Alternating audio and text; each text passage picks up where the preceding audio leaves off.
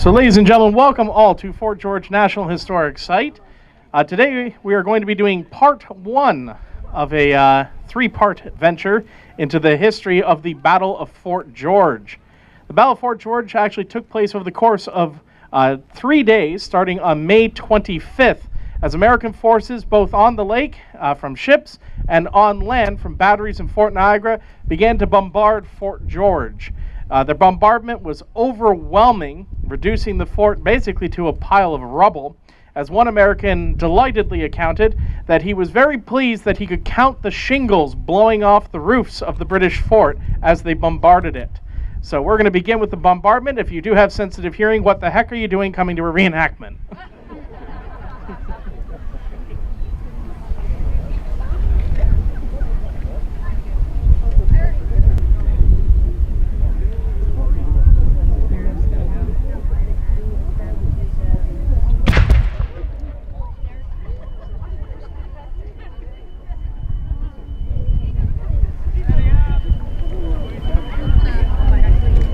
And so with the bombardment of Fort George and the surrounding area, in the early hours of May the 27th, American forces approached the north shore here off of the lake.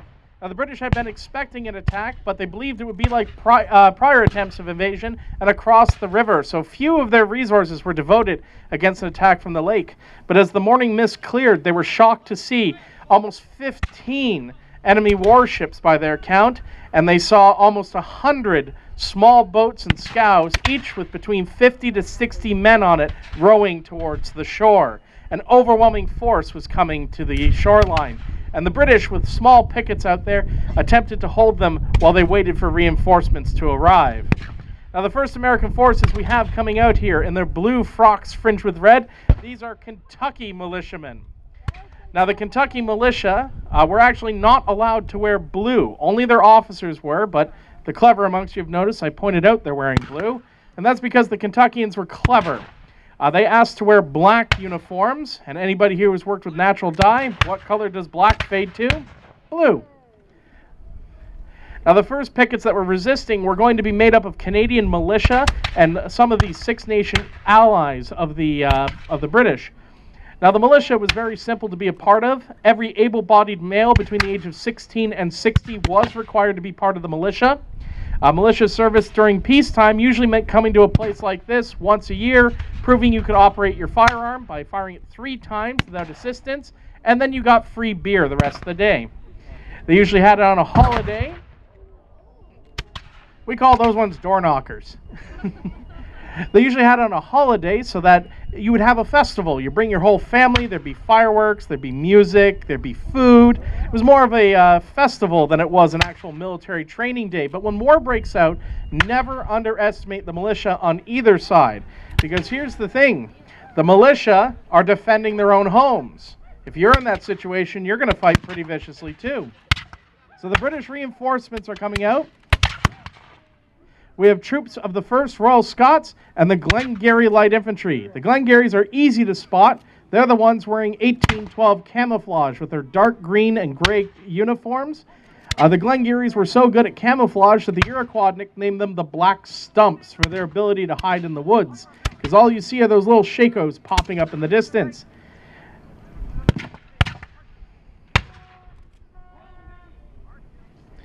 Now, the Glengarrys are a Canadian unit raised out of Glengarry County, and outside of it as well. Men from as far away as Montreal to Kingston were joining up into the unit. It had men from across different regions and dialects, Scots, Irish, French Canadians, Loyalists, and a number of escaped slaves fighting in the regiment. And all these men were fighting for the same thing, their own freedoms. The Loyalists knew what their fathers and grandfathers had fought for in the American Revolution. The Scots and Irish were almost all Catholics, and Catholics didn't have full civil rights in the United States, something the British guaranteed here in Canada. And of course, escaped slaves are fighting for a much more obvious form of freedom.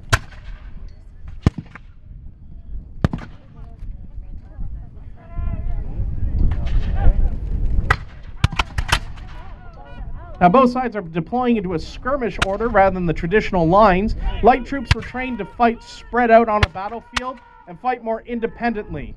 They're going to pick off shots at the enemy to annoy and harass them. And of course, they're going to know when to duck when a cannonball's coming.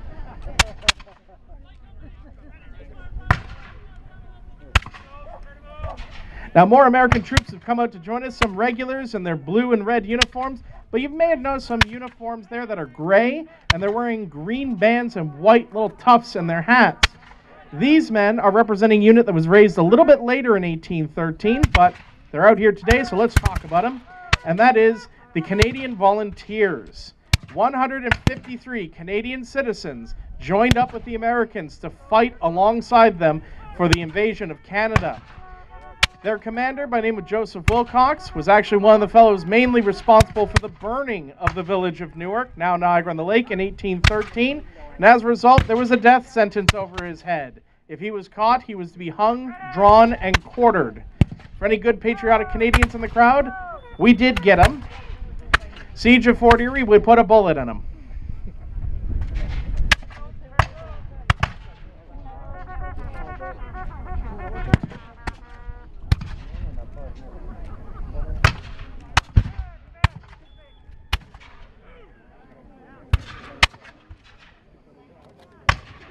Now, the initial American landing was heavily contested by the regular forces that came out, in particular by the Glengarrys.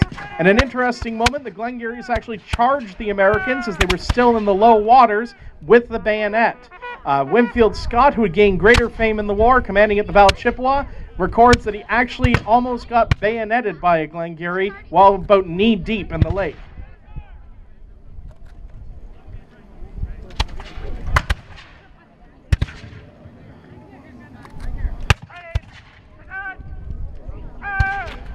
But as I said, there were thousands of Americans coming ashore, and soon more reinforcements were hitting the beaches. The Canadian and British forces looked like they were going to be overwhelmed, and slowly yet surely more and more British forces came trickling in to assist.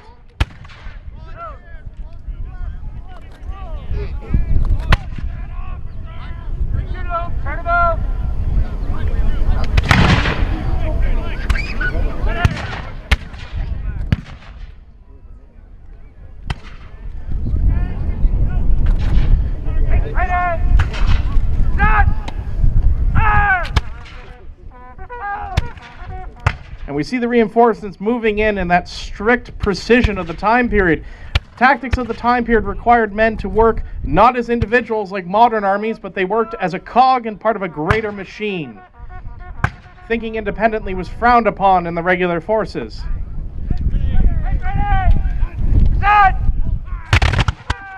And there you see what a well-trained force can pull off. Volleys were very effective out on the battlefield with these weapons. Flintlock muskets have a few problems. First is they don't always work. Misfire rates can be as high as 20% in good conditions. To further that, they're not rifled, which means at 100 meters, you can miss your intended target up to 10 feet in any direction. So how on earth do you hit something with a weapon that's unreliable and inaccurate? You just saw it. If you get 50 men to all point and pull the trigger at the same time and in the same direction, odds are someone hit something. So those strict and disciplined volleys are going to deal with the problems of the musket. And as a result, your men had to be trained to be as fast as they possibly could. In this time period, the British were some of the best at that, but it still would take them as long as 15 to 20 seconds to load and fire a volley out on the battlefield.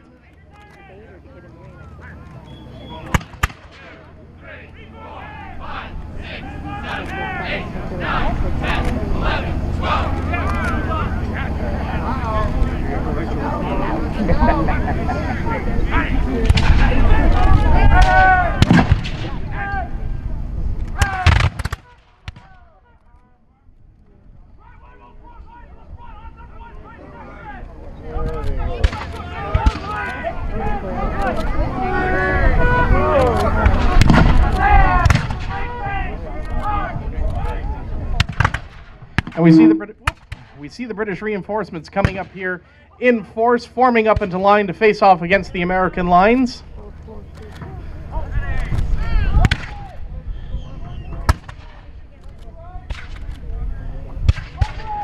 And we see an excellent display of colors out on the battlefield. Both the Americans and the British have a set out on the field. Both carried a national color and a regimental color. So for the Americans, their national colors are the blue flag, and the regimental is the yellow. And for the British, their national is the big Union flag, and the regimental is the green one with the wee little Union flag in the corner. These flags were to be protected to the death. The men carrying them understood the importance of these flags. For the British in particular, the king himself laid his hand upon them. There are records of men going to extreme lengths to protect these colors. A battle in Spain during this era, a 15-year-old ensign refused to surrender the colors to a group of French horsemen who proceeded to attack him. He would receive 7 saber slashes, including 1 to the head. He would be stabbed 2 times, trampled, and have his left arm cut off. And yet he still did not surrender the colors. He actually tore them from the staff and held them underneath his body. He would survive that encounter.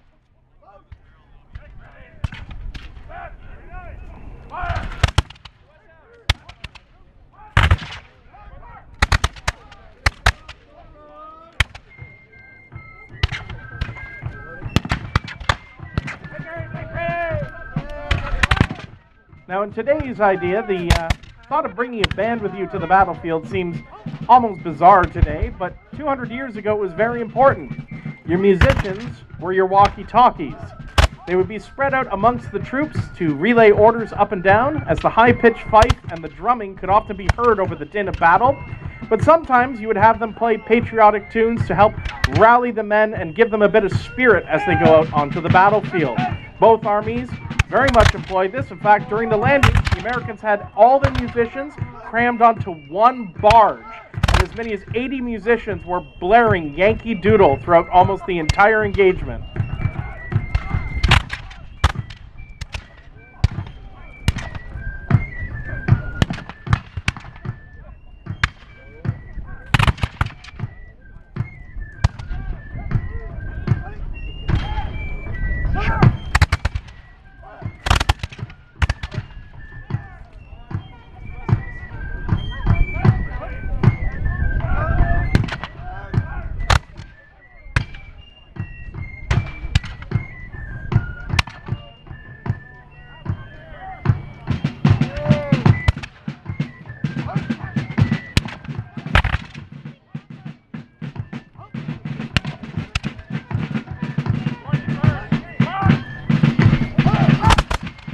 Now, as I mentioned, the British did a very good job of pinning the Americans down on the beach, but they soon discovered there was another force that was going to come into play that was going to tear the British apart, and that was the United States Navy.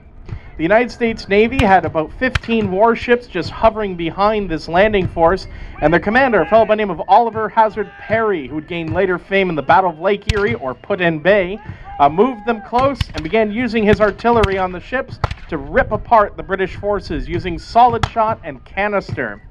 Now, solid shot, we all know what that looks like. Solid iron balls going skipping across the battlefield. And these are extremely deadly projectiles. A light cannonball at 450 yards, tested by the British Army, it was found it could go through as many as 17 human beings. So you can imagine what it's going to do to these tightly packed formations on an open field. And then canister, or grape shot, it was also known. For the Americans, that was a burlap sack filled with iron balls about the size of a musket ball, so about a marble. You would then have horse nails packed in there as well, so that when it's fired, it turns it into a giant shotgun. That's going to rip men apart. Accounts from the time period said it was like fabric being torn in two, the sound, when it struck the men. Now, you see musicians doing their secondary role out on the battlefield. These lines need to be kept clear. The dead and the dying can be a little bit of an inconvenience of keeping your order, so you need to get them out of the way.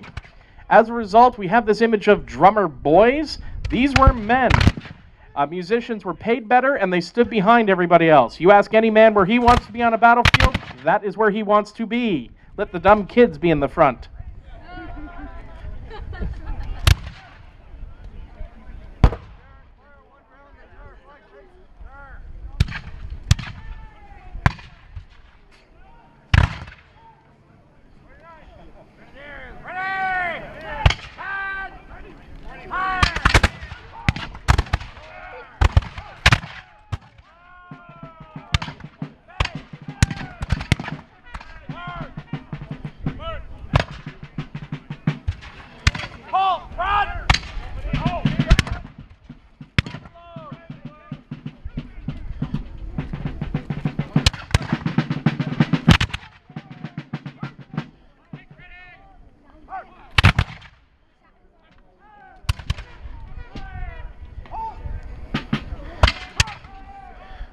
Now, as the American numbers began to slowly overwhelm the British realized that holding on to their position could mean the destruction of their forces, and with limited troops available to the British in the Canadas, their commander by the name of Vincent decided that he was going to get out of here.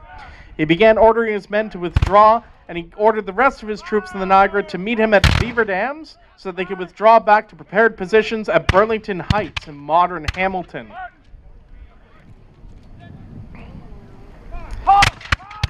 In fact, you can still see some of those original defenses. If you visit Dundurn Castle, some of the earthworks are still visible.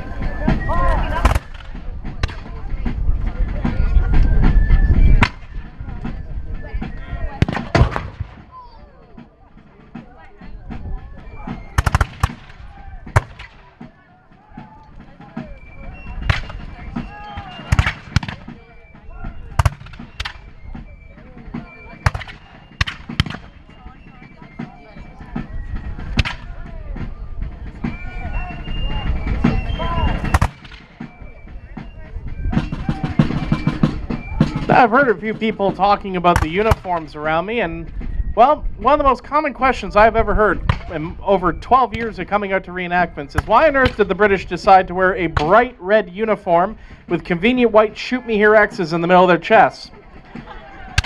Well, some of you are seeing why. As they fire their volleys, note the thick cloud of smoke that the musketry creates. Muskets, when they fire, that black powder burning off creates 20 times more volume and smoke than the powder. So suddenly you're going to get these thick blue-gray clouds in front of you, and with the large numbers in most of these battles, a couple thousand muskets going off, pounds of gunpowder, it would not take long for the battlefield to become a huge smoke screen. And in this fog of war, you're going to barely be able to see anything. Most accounts said the first time you would see your enemy is about 20 paces, so about the distance that the two armies are facing each other now. So that does not give you a lot of time to figure out if someone is your friend or your enemy. So just like football, hockey, any professional sport, the best way to make sure you are not scoring on your own net is to make sure everybody is wearing a bright and distinctive uniform. So the British wore bright red. Why red? Well, red's the cheapest dye available. And the Americans wore bright blue. Why is that? Well, that's because their first uniforms were made by the French. That's a true story. If there's any Americans in the crowd, you remind them of that every chance you get. But as the war progressed, the Americans actually had to switch to different uniforms. Those gray uniforms you see out there are examples of the later war uniforms that had to be worn, because the cost of blue dye in the United States had increased significantly. In some areas, as much as 15 times its pre-war cost. And with the American government running low on money, they couldn't afford to keep buying this very expensive blue dye. And why did it get so expensive? Well, when they declared war on Great Britain, they also declared war on their blue dye suppliers. So that dried up that source very quickly. But the gray uniform lives on. In 1814, just south of here at the Battle of Chippewa, gray-coated Americans took on the British and defeated them on equal numbers on an open battlefield. First time that had been done since 1747. So a huge victory for the Americans. And that gray coat, as a result, lives on as a mark of a professional United States Army. And that is at West Point Military Academy, where cadets are still wearing gray. One of the reasons is the War of 1812.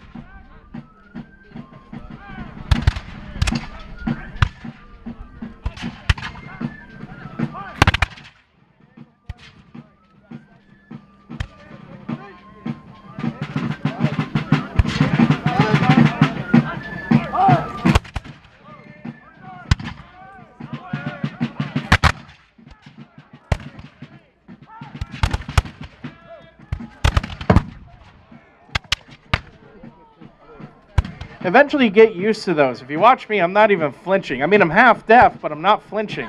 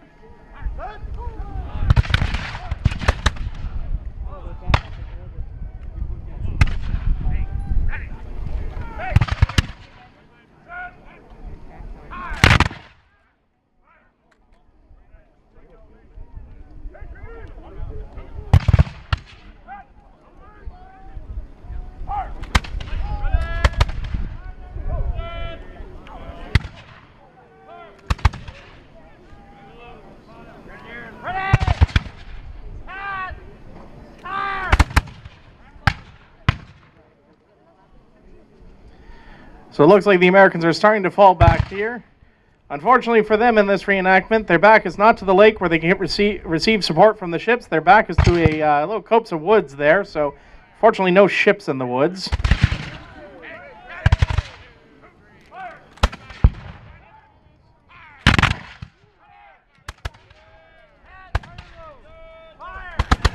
But the two things that really did in the British in this battle was the fact that the American command was very well coordinated when they landed with the naval forces, with the land forces, and they had overwhelming numbers just to push the British off the field and out of the community, pushing them all the way up to modern Hamilton.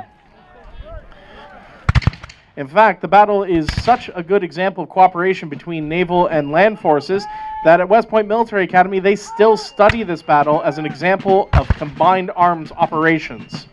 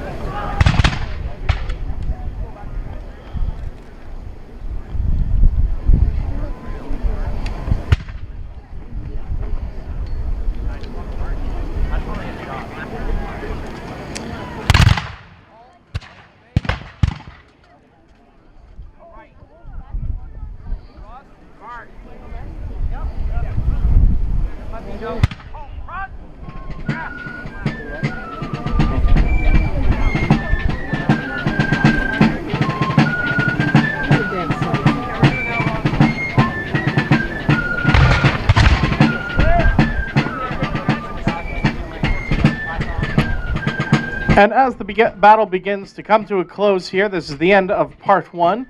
Don't forget tonight that we will be doing our tactical inside the fort, 8 o'clock. But come early. Seating is, well, the best seating is limited. There's lots of seating. So feel free to come on back, check that out. There'll be also a bit more of a program with the fife and drum corps. But this is also an opportunity for us to remember that though this is a bit of entertainment for some of us, it's educational, it's a hobby for many of the folks on this field, it is still an act of remembrance to those who did fight here. Men fought and died on this ground, and we must never forget that. So it is a tradition at these events that at the conclusion of these engagements, we take a moment to remember those who fought and fell here, whether they fought for their king, for their republic, for their tribe, for their family, it doesn't matter. If they fought here, they deserve to be remembered, and so we do so with a lament. So I would ask that during the playing of the lament, please observe silence, and if you will please remove your caps in honor of those who fought and served here. Right way. Cut. Cap.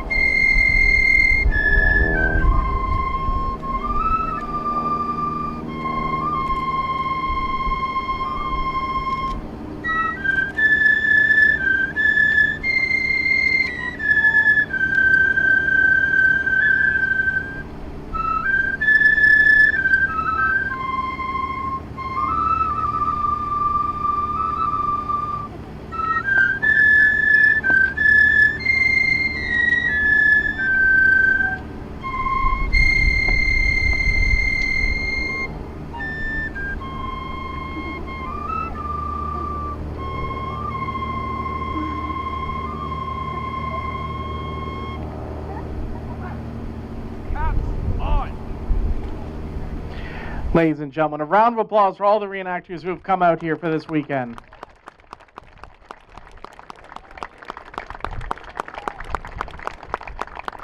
So there's still plenty of events going on in and around the fort, still plenty of things for you to check out. You got Settlers Row over by the flusher.